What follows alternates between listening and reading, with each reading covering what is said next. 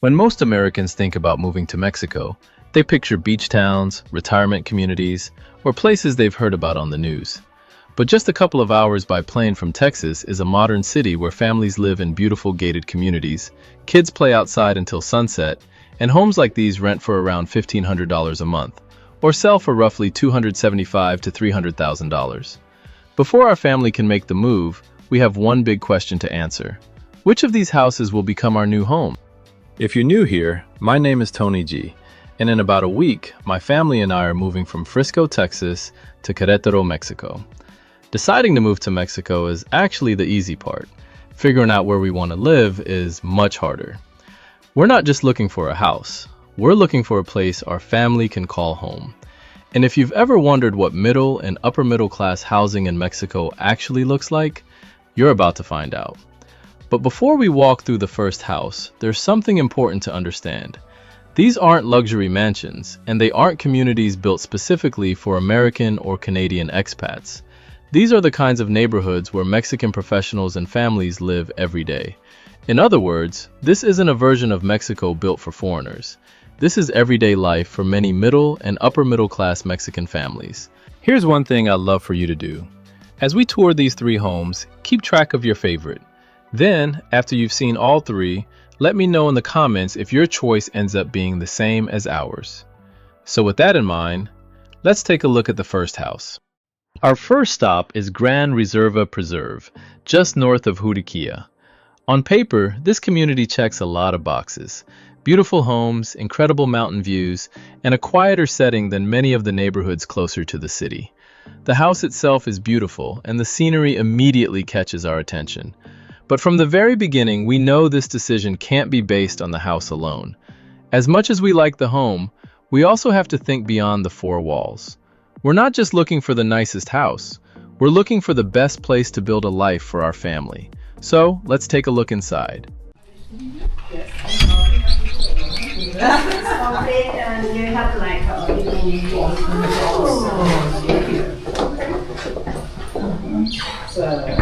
Full size.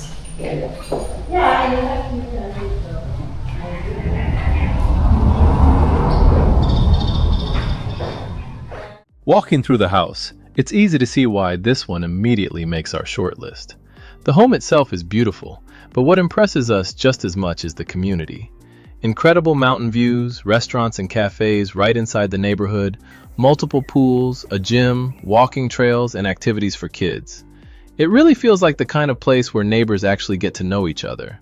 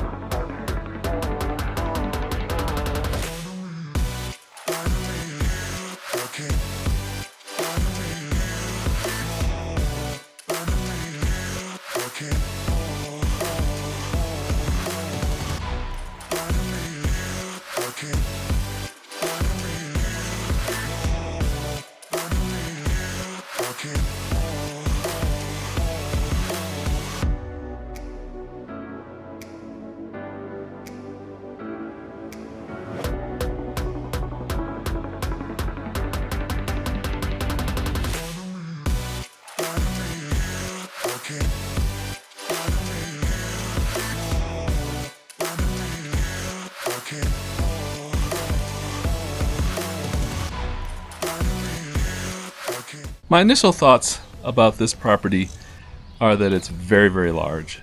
It is on the northern end of Juriquilla, which is outside of the city on the north end. It's about an hour drive to the airport.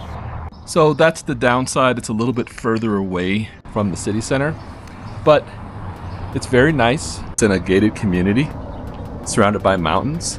I love these rooftop features that you see on a lot of Mexican homes. One thing that makes this house different from the others is that we had the chance to meet the owner. We spent some time talking over coffee, and it was obvious she genuinely cared about the home. She talked about the improvements she'd made over the years and the importance of keeping the home comfortable and well-maintained for whoever lived here next. She's also invested in thoughtful upgrades, from a solar-heated pool to a reliable backup water system with both a cistern and a tinaco. Those are the kinds of details that show she's thinking long-term and wants the home to be comfortable and dependable for her tenants. But as much as we like the house, there are a few questions we just can't ignore. The first has nothing to do with the home itself. Being farther north means a longer drive to many of the places we'll be visiting regularly. It's also about an hour from the Querétaro airport, and with Avia still needing to fly back to Dallas several times each month to manage her law firm, that extra drive becomes part of our routine. We also have to think about how easy it'll be for the boys to make friends and get involved in activities. We see signs that families live here, but during our visit, we didn't see many kids out playing. The second question is how we'll actually use the space. With all four of us working or attending school remotely from home, it's important that everyone has a dedicated place to work or study without constantly competing for the same rooms. This house has plenty of space, but some of the other homes we're about to tour appear to offer more flexibility for that. For us, choosing a home isn't just about finding the nicest house. It's about finding the right community and the right fit for the way our family actually lives. It's a strong start, but we still have 2 more homes to see before making one of the biggest decisions of our move. After touring our first home, we head to one of the communities that people recommend to us more than any other in Querétaro, Zibatá. Before we even arrive, it's easy to see why. Zibatá isn't just another gated community. It's a master-planned community made up of dozens of smaller gated neighborhoods, each with its own parks, pools, walking trails, and amenities. If you're from Texas, it's probably easiest to think of it as one large master-planned development with individual neighborhoods inside, similar to places like Frisco or Prosper, but with its own unique character.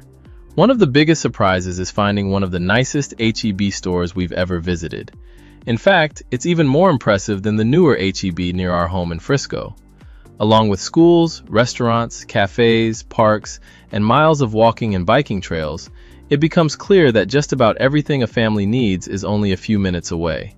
And because Zibatá is only about 30 minutes from the Querétaro airport, it's also much more convenient for Avia's regular trips back to Dallas. Zibatá is also home to an award-winning public championship golf course that's become one of the community's signature attractions.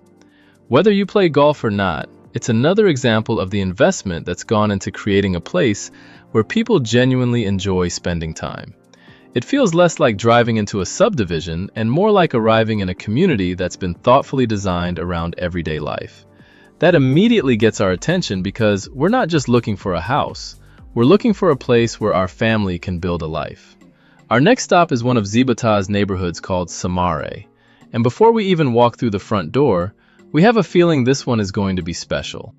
Walking through this house, it's easy to understand why so many people are drawn to Samare. The location is hard to beat. It's just a short walk to Zibatá's main park. The streets are flatter and more walkable than many other parts of the community, and it feels like there's always something happening nearby. The neighborhood clubhouse is another big plus. It has a restaurant, a beautiful pool, a gym, and gathering spaces that make it easy to picture spending time there with family and neighbors. Inside, the house is beautifully furnished and thoughtfully decorated. It immediately feels warm, inviting, and move-in ready. We can also picture ourselves entertaining friends here.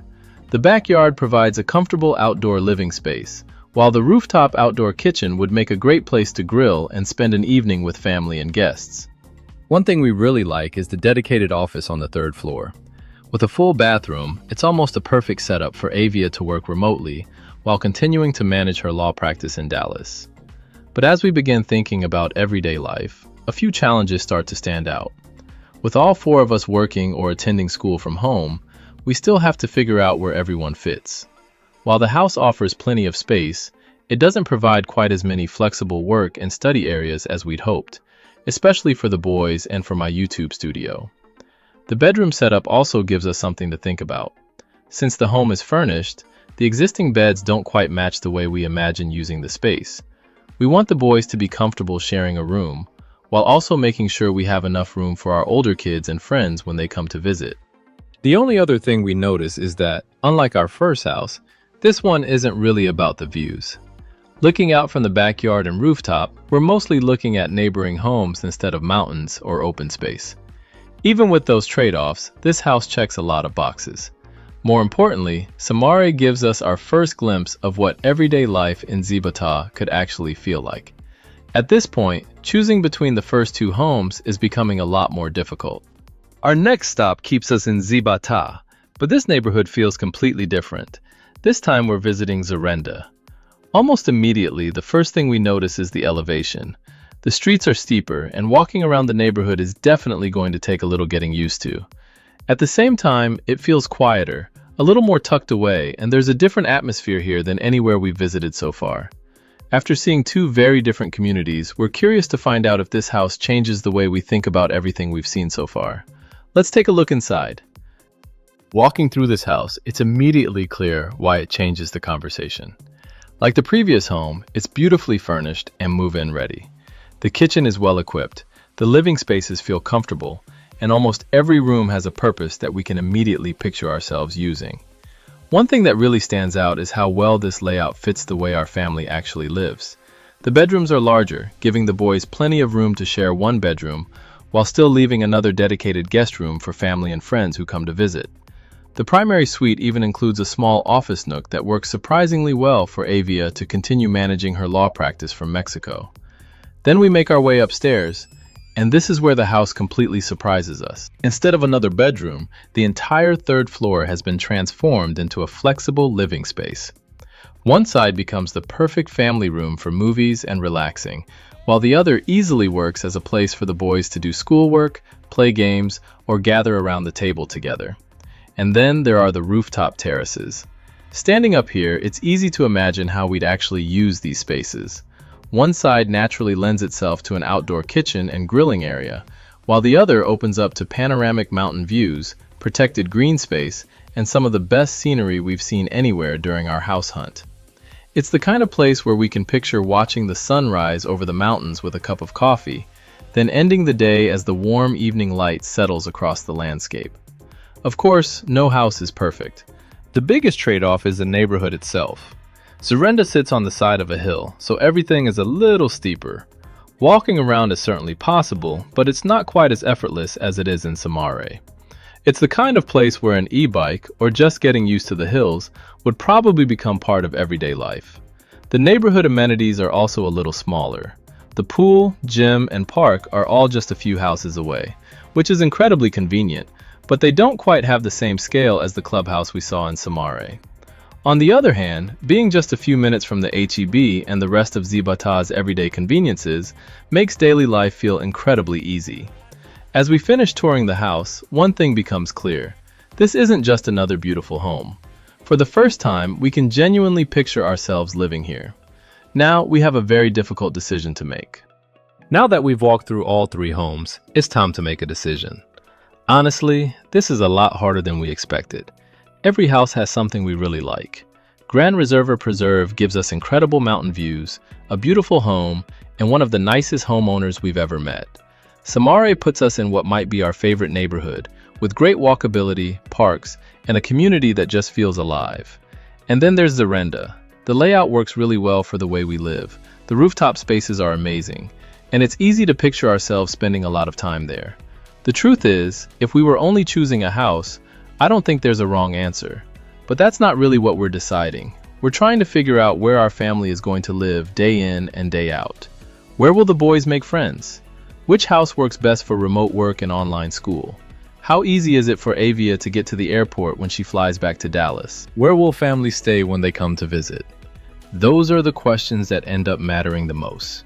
Now I'm curious what you think. If this were your decision, which house would you choose? House number 1 in Grand Reserva Preserve, house number 2 in Samare, or house number 3 in Zarenda? Leave me a comment before we reveal the one we picked.